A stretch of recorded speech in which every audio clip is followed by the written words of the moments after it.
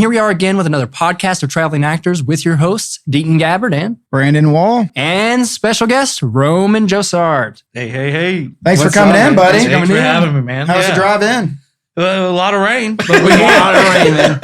Where are you from? Where are you actually based out of? Cincinnati. That's what I thought. That's not too bad. It was like an hour and 15. I've always lived in Indiana, Yeah. but now I actually technically live in Cincinnati. But if I say I'm from Indiana, people ask me where, and it's a whole thing. But and I always lived 40 minutes from Cincinnati, so I was always Cincinnati filmmaker. It's just easier. Yeah, it's so much easier, and then you don't have to go with all the other questions. Exactly. They're like, "Where are you based at?" Cincinnati. Oh. Yeah, that's the end. That's the end of the. I know nothing else. Where are you at? I've been in Indiana. Where at? It's like, if you don't say Indianapolis, everybody, where is that? Yeah.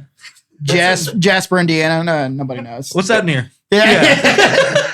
You know where Indianapolis is? Nowhere near it. Like 2 hours north. Yeah.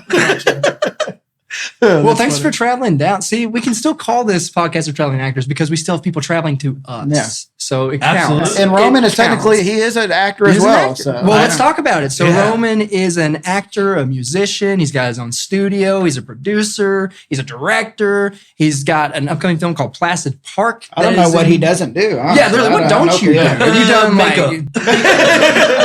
I stay clear. I did it one time on my first movie, so find me a guy. Yeah, so Roman, basically, if you need a guy, he's that guy. Yeah. So what exactly did you start with in the film industry? I guess technically it was directing. Directing you started with? Wow. Yeah. So I started in 2013, and it was with a film called The Campground. And it's a whole, I've told this story on another podcast, so I won't go super deep into it. But basically, I was peer pressured into it. I wrote the script all through high school. Okay. And then after high school, I had a band all through high school. We were called the Dropout Graduates. Okay. And after high school, we broke up. And all through high school, it was, I'm going to be a rock star. Yeah. There was I wasn't going to do any other career path. Well, then at I think it was 20, the band broke up. And I was just like, shit. Now what? 1 year later, shit. Shit. Like, what? I'm 20. I'm in my 20s now. There's no plan whatsoever. So just was working day-to-day stuff. But all through high school, I wrote first it was a novel. Okay. And then I saw the movie Hatchet when I was 16. Changed my life. And I mean, Hatchet is why I make movies now today, but I've gone into that a lot. But after seeing Hatchet, I was like, screw the book. I was like, let's do a screenplay. That's a cool idea. Because I've always been a fan of film. I've always loved cinema, but not to the point to where in high school and things, I was like, I want to make movies. Plus, I think I would have sooner, but I went to a very country my graduating class was 76 people. Yeah. Oh, I got you beat there. My graduating class is 19. Hell yeah. Deaton Gabbard? Yeah. But we didn't have film classes. We didn't have a cinema. There was nothing for film related at all where we went. And I think that had a big factor on it. Oh, for sure. But then, through high school, I made a screenplay. In my 20s, I pulled this dude who I was friends with. I wrote this crazy thing. And he ends up reading it and is like, dude, we should make this. I'm like, I'm not going to make a movie. It's the stupidest thing I've ever heard. I was like, I don't even know what that would cost, but I'm already having a panic attack thinking about it. So for, I think 3 or 4 months, he was like, bro, you remember that thing you wrote? I'm serious. We should do it. We should do it. Well, finally, one day, I was just like, I think I got my taxes. And I was just like, screw it. Why not? And I went and bought a Canon T3i. Okay. Came with the kit lens. And I spent $300 on a lighting, two panel lighting setup on Amazon. I called him up and said, all right, dude, I bought the shit. Let's do it. And then he was like, oh, I was joking. Yeah, he backed out. He got scared. Really? After I had put the casting calls out, after I said, I'm making a movie. Yeah. I'm getting ready to launch the Kickstarter. And he's like, dude, this is too much. And I was like, well, I'm in too deep.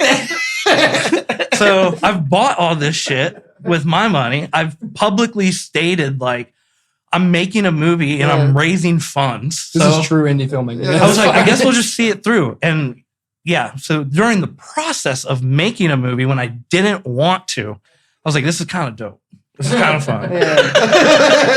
And then that's where I met, a lot of people who I still work with today. And I was just like, maybe we'll make another movie. I don't know.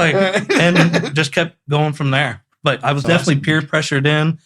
Growing up, I just loved movies, but I didn't want to make movies. So, I mean, I wanted to be a rock star. And then that didn't happen again until after making movies for 10 years when I met other filmmakers who also love the type of music I love. And we were like, we should do a band. And you try that again. You're like, I don't want to do that anymore. I'm a filmmaker now. Yeah, it was real ass backwards. Yeah, that's funny. So, is there one project that you've done or you've been a part of that you're like, this is the one that I absolutely love? Like, this is your baby. I think Placid Park. Placid Park's gonna be it. I know it will. Like Placid Park, I came up with in 2019. Yeah. Oh wow! I've been trying. And I knew it was all about timing because I knew what this movie could be. It's always been in my head and it won't leave me alone. I was told the other night I was sleep talking and I was having a conversation with my main character that's in the script. I was just saying his name out loud in my sleep. And I'm like, yeah, I need to make this damn movie because it's eating me alive. Just saying the character's name. And she's like, you're just talking about your character. It's like, I don't know. What was that? I just watched Talk to Me, where the girl's sucking on his foot, but she thinks the demonic spirit sucking on his foot. The guy wakes up and she's just fucking going at his foot. And, that's what he's doing. Yeah, like it won't leave me alone. Tommy! So it's been in my head what it can be since 2019 when I came up with it. Yeah. And so I know what it can be. It's just we gotta, get it out of here. Well, tell us about it. What's it about? So at the base core of it, 7 friends are going to a state park, Placid Park. I kind of, when we're writing it, I kind of base it off of Red River Gorge. Okay. So nice. It's just a big state park area, thousands of acres, no cell service. You're just in the wilderness. Okay. And they go out there to go camping, and they're going to go hiking. They're going to take some shrooms, some psychedelics, and just have a good time together. And while doing all of that, a cosmic monster shows up. That's wild. And now it becomes a fight for survival. So one of their friends, as they're coming up on the drugs, basically the monster just shows up and wreaks havoc. That's so cool. And now it becomes a survival in the woods. Everything looks the same. And these people are tripping. And it's, oh my God, there's the added, effect of what is happening. Yeah. And visually, I'm sure you've got some like cool ideas for how you're going to do it, like cinematography. And that's what I mean. Like it's been in my head for so long. And I came up with it at a music festival. We were sitting on the lawn. I was on some. Did you see the monster? No, I was at watching. So I was at Lost Lands, which is based out of Columbus, Ohio. It's an EDM festival. And I was watching an artist named Figure. And he's a horror kind of EDM. He does a lot of horror inspired things. Yeah. And we were watching him, and I was on some mushrooms, and his visuals were just intense, but like in a really cool way. Yeah. But it was intense. Yeah. And I remember looking at the crowd and just having this thought of like, pretty much, if not all these people, we're going to say 70% of these people are not in the right state of mind. Yeah. I was like, some of these people are high as shit, or they're just tripping. Like, hell. What would happen if something? And the thought hit my head, like, what would happen if something went wrong right now? What the chaos that would ensue? And then the visuals were just, horror movies and monsters, and the thought just, dude, what if a monster showed up right now? Yeah. The hell would these people do? And I remember looking at my buddy, and I go, hey. And he goes, what's up? I go, how crazy would it be if a monster showed up right now? And he just looks at me and goes, I don't want to think about that. He goes, why is that? I'm just saying, like, how crazy. And the thought wouldn't leave. We were at the campsite later that night, and I was just like, but really? Like, how crazy? And he's like, just stop bringing it up.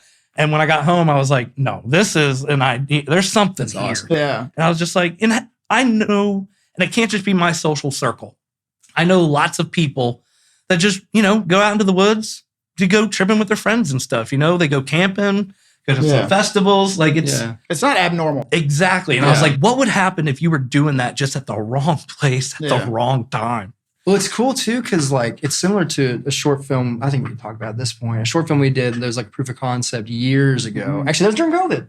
Wasn't that during COVID? No, I think it was right before COVID. It was before maybe? COVID. Everything's a blur since COVID. It's so hard. Yeah, it's hard to. I was like, I don't know what year it was. But it's basically. I like how people judge it based off COVID. Was it before COVID or after COVID? That's how I was like, before Christ or after Christ. Post? Yeah, literally though. That's literally how it goes. Man. Yeah, and like I remember, it was a similar concept though, where these, well, it was not exactly the same, but it was dealing with shrooms and like that they would be able to see their dead friend. Because they partook in, like they did a specific like ritual or whatever. And it's actually based off of a true. It's based off like a true, like true ritual or something. Ritual, supposedly that you can like plant it around their decomposed body. Shrooms on it. It has to be on it. It has to be touching their body, and it grows. And you take it. You're able to trip and see them. Yeah, I got you. As you take it off their body.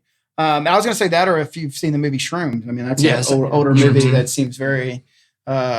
Very similar, which is really Shrooms is probably one of my favorite movies of all time. Really? Honestly, I love Shrooms. Yeah. Movie's fun. It was amazing. I'm making that soundbite. Brandon, I love Shrooms. You admitted it, I promise. No extra context. That's all I was trying to do. No. Just a soundbite. That sounds dope though. I'll make a little GIF out of it or whatever. I love Shrooms. I'm just going to put it right on that picture right there. Oh, that's fun. Yeah, that's so cool. Man. I love that concept. Yeah. So, like, what I'm really curious about, just being a writer myself, like, how much has that evolved since the first script? Yeah, so much. Yeah. You know, in the beginning, it wasn't a cosmic monster. Like, I changed as the script grew, as I kind of put character or actors to the characters and was able to kind of visualize things. It kind of made more like, I don't think I believe that, you know, or maybe that's not the strongest angle. Maybe we can beef this up a little bit. You know, like I remember when we had the final draft, and it was after I think 3 months, I kind of went back to it. And it was like, there's no, I was like, man, there's something there. And I got with my co-writer who was Tom Kalmazar, and who's also in Slasherboy with me. Cool. But I got with him and I was just, we started going back and forth. Like, what can we do to just give it a little bit more beef? You know, like the story's there, but how do we make people care? Or what makes the character not so, we don't want the cheerleader, we don't want the stoner. Yeah. Like, I want people. Yeah. You don't want it so two-dimensional. The biggest thing I talked about with Tom when writing in the characters was, I said, it can't be two-dimensional, because people who go to the woods or take shrooms with their friends like to have a good time. I want them to be able to look at it and be like, dude, that's Jeff. Yeah. Like, because if you look at it and you can't see yourself or someone you know as a little bit in a character, then in my opinion, you've done the character wrong. Yeah. It has to be somewhat relatable to where it's like, even if it's a bad guy, where you're like, dude, that guy reminds me of fucking, you know, whoever. Brandon. Yeah, that's what I usually do. Yeah. Like, dude, that's Brandon. You know, like, fucking asshole. And to me, that's what makes an audience even connect with the character. That's what makes long form shows so good. Like, if the character is somebody we just don't care, or it's just the jock or just whatever, it's like, I've seen that that's in most horror movies. That's what we were having a conversation about the other day. And that was a big thing where I was like, you know, it can't be like, I love Cabin in the Woods, but Cabin in the Woods is the cheerleader, the jock, the stoner. And I'm like, I love that movie. But if I cared more, that movie would be amazing. It would be even better than what it was. If I cared more about them. Yeah, and that's basically what I say about Paper Mario. Yeah. Like, I see it, I know what it is. Yeah. Give me Mario 64. I need some depth, you know? That's funny. But we really did have that conversation the other day about how most horror movies, and I'm writing my own movie as well, and I'll direct and all that other stuff. But, whoa. That's big news. You haven't mentioned that publicly yet. I know. You heard it here. You heard it here first on Podcast Trailing Actors. We were breaking news. It was special, and Roman made it that special. So, but anyways, my biggest thing was, like, you see these horror movies. I do love shrooms. No, I don't, actually. But you see all these horror movies, and you're like, I don't really like this character, or I don't know enough about this character to even care about it. And that's where a lot of horror movies lack. I mean, I've seen one of my favorite movie of all time in like trilogy is Evil Dead. Love it. But once again, you don't really know anything about these characters. Like we even said about the new one. Yeah, that's the what new I'm one's the same saying. problem. New one's amazing. But if you can get that development and people love that character, I mean, you take horror to a whole nother level. You really do. And that's why, like, for not to plug ourselves, we will. For our film, Do Within the Caves, like it's almost like the beginning's more closer to like an early 2000s comedy. Because you really get time to be with the characters, and they have like this really fun, like nerdy, like poker game thing where they, like you get to actually be with them before stuff happens. But when the horror hits, it hits, and I'm sure the same way with you. Yeah, you have to care about the characters, or what's the point? I'm just looking at a body. I think a prime example, one of my favorites is Psycho. Like, it takes a half hour before stuff happens, because a half hour in, you're going, oh no, I actually like this chick now. Exactly. Yeah. And people, and and it's that's cool on purpose. too. It is, and it's cool too, because people will be like, "Oh, that started off really slow," but once you get to that point, you're like, "Okay, well, that's why it started off really slow." Yeah, is because now we have this character relationship, and then now shit gets real. Yeah, exactly. And if the writing's good and the acting's good, you don't really pay attention to the slowness because you're drawn in. Like you said, it's like watching your friends like having a conversation, and then the horror starts happening. You're like, "Oh, I miss Alex." Once someone gives 10% of like a shit for what's going to happen to that guy, then they're in. The stakes are so much higher. Exactly. Versus like, it's just, I don't know, some show I'm watching a few episodes in. I don't know what's happening. Like, you don't want that. Like, I've been binging it. I think I'm following. Like, well, how many times, I don't know, maybe it's just me and I'm just bad at this, but how many times do you watch something, you don't know their names, and you've watched it for like 2 or 3 episodes and you still don't fucking remember their names? Yeah. It's because of that. It's because they're not like... They're not making it memorable. Yeah, they're not making a name. Yep. I'm just like, it's that chick. I don't know. She's probably going to die here in about 30 minutes though. Yeah. Who knows? We'll find out, I guess, maybe if I don't turn it off. But just going backwards a little bit. So you said you did music first. Yeah, but it never went anywhere. But you still did it. Yes. So like, I played guitar. Okay, I was going to ask, what do you do as far as music goes? I play guitar, and then I do sing. You sing too? Yeah. So do you feel like being... Now, Slasherboy, I really don't play guitar. So maybe on like 2 or 3 songs live, if we're being honest. Because I'm just like, between all the film stuff... Yeah. Like, I quit playing. And, we're about to go to the studio in a couple months and do our 3rd record. Wow, and nice. each record's 10 songs. Yeah. So after 30 songs, when all the film stuff, I'm like, it's hard enough for me to remember these lyrics. Yeah. I was like, I can't remember these. I can't remember 30 different chord progressions anymore. I just can't. That's fair, man. That's so, fair. But yeah, now it's mainly singing, but definitely play guitar. Do you write the lyrics too? I'm assuming you write the lyrics and the melodies? Tom actually does pretty much a lot of the Slasherboy stuff. That's cool. Yeah. Tom's a great writer. Nice. Do you feel like, though, being in a band and being musically inclined helped you transition into film, though? Do you feel like there were pieces in that helped you? There were elements. Yeah. There were absolutely elements that helped me understand. And the biggest one would probably be, because of the band stuff, I had a big interest in audio engineering and recording and editing audio. And then when that transitioned into film editing, it was very similar. And basically, I only really had to learn the film tools because I already knew how to tweak the audio, because I had already been doing that since my first recorder and Pro Tools. So by the time I just moved over to a more editing software, I was like, oh, shit. Yeah, once I learned the video stuff, I know how to make the audio. Yeah. I can EQ a little bit. Like, I don't claim to be an audio engineer. I just know basics enough to where I was like, oh, I can do this. Yeah. So what is your overall dream as far as like a role? So whether you are behind the cameras and you direct, what do you want to do the most of? Direct, produce? Would you rather do music more than anything else? Like, what would you rather do? It's definitely going to be film first. Like, music's just always been, music was my first passion. Yeah. It was the first It's art. your safe place. I feel that I fell in love with when I was a kid. It's a good thing to have in between when, you're busy and stuff. It gives you release. Exactly. Like, I've always looked at it like, let's do it more like it's a poor example, but more of like a Jared Leto thing. Like, he's doing his movies, and then every now and then he's like calling up 30 Seconds to Mars, like, you guys want a tour? I'm getting bored. Like, let's do like 10 shows, Like, it's one of those things where it's we'll make a shit ton of money because we only do it like every other year. Yeah, because we record our albums and usually we put an album out every year. We have since we started. Yeah. But we don't go after gigs.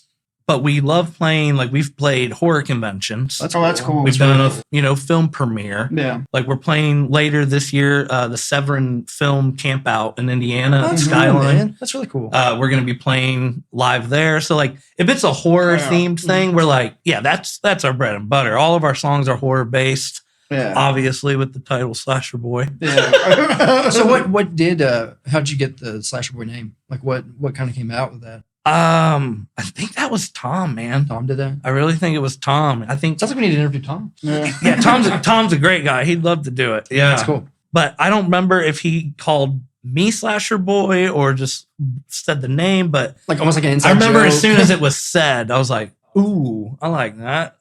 Because one of those things where when he said it, I was like, that's not taken. Yeah. I was Yeah, like, for real. like that just seems so like if you're a fan of slasher stuff, you're gonna probably call yourself that on YouTube or something. Yeah. I was like, and then Googling it, I was like, I can't find Slasherboy anything. Wow. I was like, let's snatch it up. Seriously. Was that the band that you all had in Wicked Ones as well? So that was just me playing, but Tom wrote that song. Oh, you wrote that song too? Oh, cool. I know And then that. I did the vocals on that song. That was the second time me and Tom. So me and Tom, before Slasherboy, and that's kind of how Slasherboy came, is we have done 3 songs for films where they've hired him to write a song for the movie, and he's contacted me to do the vocals for it. So it started with, there was a horror musical called Dolly Deadly, Okay. or Dolly Deadly 2. It was the sequel, but they needed someone to do the scratch tracks so that they had the actor singing to something on Yeah, set. that makes sense. Then later in post, they'd have the actual actors that were singing go in and basically just do the vocals over my vocals. But like I did all the scratch tracks for that. And then we did Wicked Ones. He hired Tom, Tori Jones did, to do 1 song for that. Or no, that might have been Eric actually. I think that was Eric. That was Eric. Yeah. But the movie before that, Tori had Tom write 2 songs, and we went and recorded it, but then that movie never happened. Gotcha. But we recorded the songs. So me and Tom already had this relationship. And then he just kind of was like, what do you think about, I don't know, being in a band? I was like, at first I was very like, man, been there and done that. It sounds like That's how I got stuck here. Sounds like how you were with the film. You're just like, I don't want to do that. Yeah, I was just like, it went around. But then we had a practice, and then we recorded a CD, and it was like, yeah, we got something here. Let's do it. Let's do it. What's another thing? That's awesome, man. That's funny. And you also act too. Like you literally do everything. Now, I don't claim to be an actor, but Okay. I've You acted. did pretty well out of that. I mean, I've acted. I get asked a lot. A lot of times, it's one of those things where the actor didn't show up, and they're like, "You." You look like you could be an actor. Get over it. Yeah. Like I've played, and I don't understand it. Directors, stop doing it. I've played a cop like 4 times. Yeah. They just like, what's your size? I'm like, I have gauges. I have long, like, tell me one cop. There was one movie that did it right when they needed to be a cop. They're like, but because of like your appearance, we're going to make you an undercover. Yeah. That makes a lot more That sense. makes a lot more Yeah, that sense. makes I was like, way you're more the sense. first person to think this. I was like, everybody else is just like, put a badge on them. I'm like, nobody's I going to believe believe it. it. Well, let's It's go. Like, Oh, I remember. Wasn't it you and Tori that did the cops for Wicked Ones when they were walking the kids out? Weren't you in that as well? That scene? so Whereas- Tori walked the kids out. Yeah. And so in Wicked Ones, Yeah. I had the silver hair, and I was Oh in yes, the band. yes, But yes, in yes. the Wicked One, Yeah. I had grown this huge beard, and I was walking Jack down the hallway. I was a security guard. I was actually the first one that got killed, Yeah. and then the Wicked One escapes. So it's all my dumb fault. Anyways, that whole movie happened. You I was like, if he didn't typecasted kill your me, own self. if I wasn't a dick, probably would have been a short movie. Speaking of Tori Jones, you're a producer on The Boy from Below, aren't you? I am. What yeah. can you tell us about that since we couldn't get Tori on? That is exciting. I'll talk about what I know is public. Yeah, we're gonna try to We trip you go up, into Tom Holland. production in like 3 weeks. I think we go into production 27th of next month, Nice. if I'm not mistaken. But yeah, it's a Wicked One reimagining That's of cool. the Wicked One. This is kind of his, like, me and Tori are very similar. We started off kind of together. We kind of came up at the same time together. I think this is my fourth or fifth movie producing for Tori. Yeah. Okay. So it was really cool because it got to this point where he's like, our resources have become a lot bigger. Mm-hmm. What if I told the Wicked One story how I wanted to? Yeah. Now that I can. That's awesome. Now that, the budgets allow it, now that we have access to, different actors and more actors and more crew. And, Yeah. We've been doing it for 10 years. Yeah. We know different people now. Yeah. What if we did it again, but with a really cool team? And that's kind of where it all started. That's awesome. And for him, where it all started for, just like, well, if I'm going to do this, I'm going to do an original version of it how I want to do it Yeah. versus what he was limited to back of when we course. did it back in the day. Yeah. And, so that's kind of where the whole idea for The Boy from Below instead of Wicked One kind of Yeah. came from. Yeah. That's cool. And he asked you to come and be a cop, right? No, I'm not a cop on that one. Yeah. Luckily, I think the last time I've been a cop was They See You, and I died quick. I could see you being like a video clerk or something. Yeah. Somebody- You killed me. Yeah. Who, me? And I They was the See clown. Did I kill you? You? No, you I don't think died. so. You I died too first. soon, I think. Yeah. You died too soon. I got ambushed by like 3 or 4 of you guys. No, Tori can only handle me on set for so long. And he was like, get the fuck out of here. You were having too much fun doing what you're doing at the car anyway. So, Yeah. yeah. He's like, I don't know what's going on. Rehearsal. Yeah. I said, "Oh shit!" I just fell. He said, I are we said- acting right now? I said, "Listen, we don't want to like have a bunch of bad takes, and that's just embarrassing. Yeah. We should probably rehearse." Oh, man. That's funny. Well, we kind of already asked Colin this. We had another musician on. I know. I wish I saw him here. Yeah. Oh, he was originally going to stay a little bit, but then I don't know. He ended up. Yeah, saying he's a yeah, great- he's a yeah, great yeah. guy. I love Colin. It's Yeah. great. We worked on one film together, and I was just like, "This dude's dope." Which one was that one? Emerald Forest. Oh, yeah. I forgot Yeah, I was part the of that. gaffer on that. Yeah, we can go ahead and give Darren Lee Cupp a shout out. for Yep, that Darren's one. the man. Darren's awesome. He just released that proof of concept. Go check Definitely it out. Check that out. The Emerald Forest. Mhm. And it's like a reimagining of Wizard of It's Oz kind or of something, kind of, isn't it? I'm going to get the year wrong, so it's X amount, but I'm going to say 300 years before the events Yeah. of Wizard of Oz. Okay, gotcha. So even like before Wicked. Way before, Wicked. yeah, Yeah. way before Oz and all that. Yeah, Yeah. it's so cool though. I love the concept of it. Yeah. Is that just public domain or something now? Is that what's going on there? I'm a gaffer on it, so Oh. I don't know. He's like, I don't know. Like, I don't even know. I just turned the light on. Like they're like, you need a gaffer, and I'm like, that sounds like it doesn't have a lot of responsibility. I'm down. Plus, I've been doing that for probably the last like 3 to 4 years now. Yeah. A lot of my jobs have been from gaffing. Like at the beginning, I was just like, now I really do. I love working with lighting. Really? Yeah, I just love it. I think my last 10 jobs have really been gaffers. That's awesome, man. Yeah. Yep. Good. Like, Well, lighting's gaffers really support. hard Yeah. to nail down too, honestly. And that was the thing. Like, so my first like 3 films, that was always I was like, I hate the lighting. And I would hire DPs, but in the beginning, we're all amateurs. Yeah. So like everybody says they can do it, but we're all amateurs. It is what it is. But so it got to a point where I was just like, you know what? I need to obviously learn how to do lighting because I can't find anybody who knows how to do lighting. That's true. And my first time learning it was on the job, and that was for Scream for Summer, which that's Tori's too. yeah. wasn't it? Well, Tori produced on it, if I'm not mistaken. Okay. Cheyenne Gordon directed Right. it. Shine Gordon. Yeah. But 605 was a producing team on it, and we needed a gaffer, and I was just like, you know what? I guess trial by fire. I'll do it. And I just watched YouTube videos. I mean, that's the way to do it, and man. I showed up. Yeah. Like there were definitely days where like after filming, I'd be back at my lodging on YouTube, like, how the hell am I gonna do this? Like, what's a book light? Like people asking me for stuff. I'm like, yeah, setting it up all wrong. It's all about confidence. Yeah, exactly. But that was I'll learn it. I'll do it. And after doing it, by the end of the movie, I had confidence that on the next movie, it's going to look good. Yeah. Were you I figured this out now. Unfortunately, there's parts of the movie that I think look fine, but it was my first time doing it. But I knew by the end of production, when I do this again, I'm going to be in a much better place. Yeah, absolutely. And then every movie after that, it's been, once you do that position, after that movie, it's like, I could do that again. It sucked. Maybe it sucked, but I can do it. I can do it. And then, you know, that's just how you, in my opinion, go up the ladder. You know, you find different things. Yeah. And after that movie where you're just like, so can we do it again? Because I actually know how to do it now. Like, Yeah, like let's redo the whole movie. Yeah, it sucks we're not starting production tomorrow. I'm pretty confident I can make this a great movie. So actually going back to that, so Studio 605, since you mentioned that, like who else in that? That's your thing, right? That's Is it me. just you? Yeah, so I used to own it with a couple other partners.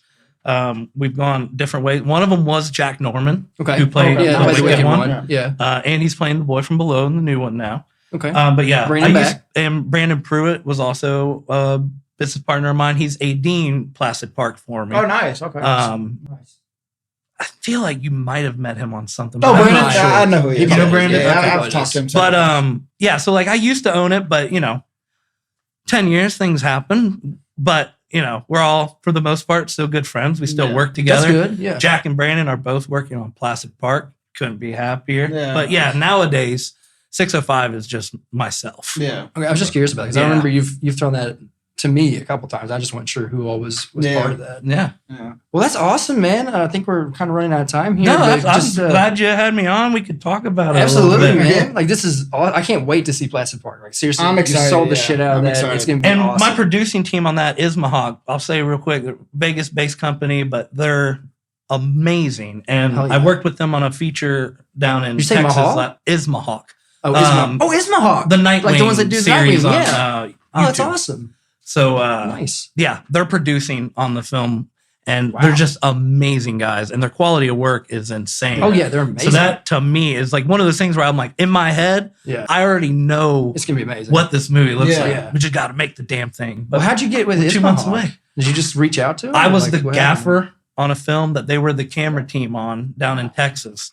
And it wasn't until like the third day where I realized who they were. And I was like, holy shit, I donated to you guys' Kickstarter. I was like 12 years ago. Yeah. Like That's freaking hilarious. Donate to And- mine. and after that, like I'm a big DC nerd. They were Yeah, big DC of course. nerds. And I was like, we're gonna do something together. And when Placid Park rolled around, I said, yo, Ismahawk. So just curious, so cool, running back man. to Placid Park real quick before we finish up, because Yeah. I am curious too. Are you all filming in Ohio, or are you all? Yeah, it's Okay. all in Ohio. Oh, in Ohio. And then to wrap it up with that, where I came up with the idea watching Figure Live, he is doing the music for the whole that's movie. so cool. He's, That is he's awesome. the composer That's so cool. doing all the music for it. It sounds like now. you're just getting it came all your, full like- circle. Yeah, that's awesome. I was gonna That's say, really it just cool. sounds like you're getting all your puzzle pieces together. Like Yeah. it just is really Timing. from those. I knew Well, that's what he said, every year it was timing. like this ain't Yeah. the year to do it. And then Yeah. when things just happened, That's so cool. it was really when I got in contact with Figure, I was like, all right, things are happening. Yeah, now let's make it happen. Yeah, that's awesome. I guess the only other question we have is I heard 7 characters and not once were we approached.